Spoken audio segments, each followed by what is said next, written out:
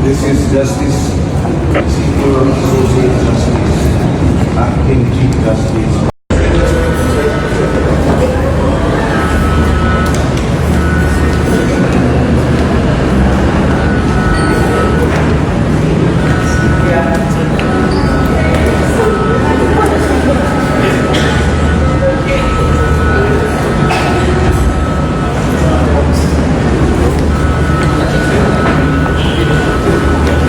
Hi, good afternoon. Congratulations. Thank you. Sir, Kaya bayad utang lang ako sa public service. Si daddy ko rin, UPOU. Kasi IS, stop school.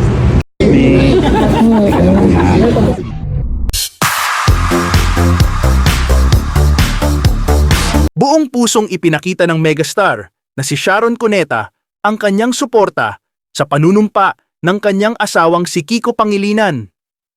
Bilang senador ng Pilipinas, matapos ang kanilang bakasyon sa Amerika. Ngayong araw ng Miyerkules, June 18, sa isang makasaysayang seremonya na ginanap sa Korte Suprema ng Pilipinas.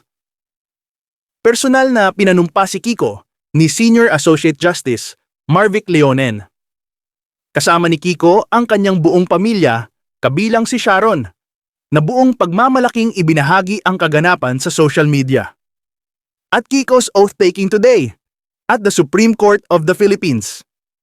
Senior Associate Justice Marvic Leonen administered the oath.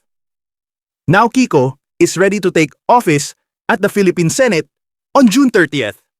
Ani Sharon.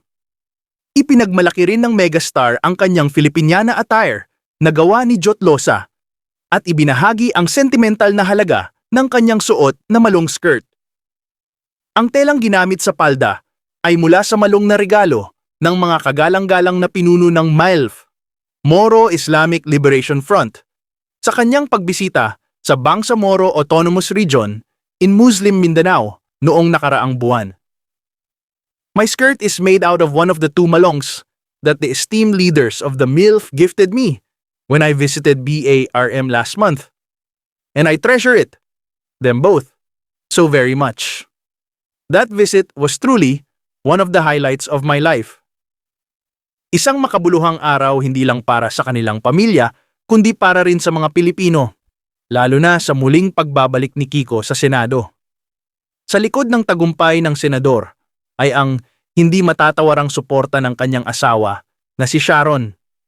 Isang patunay ng kanilang matatag na pagsasama at paninindigan sa serbisyo publiko.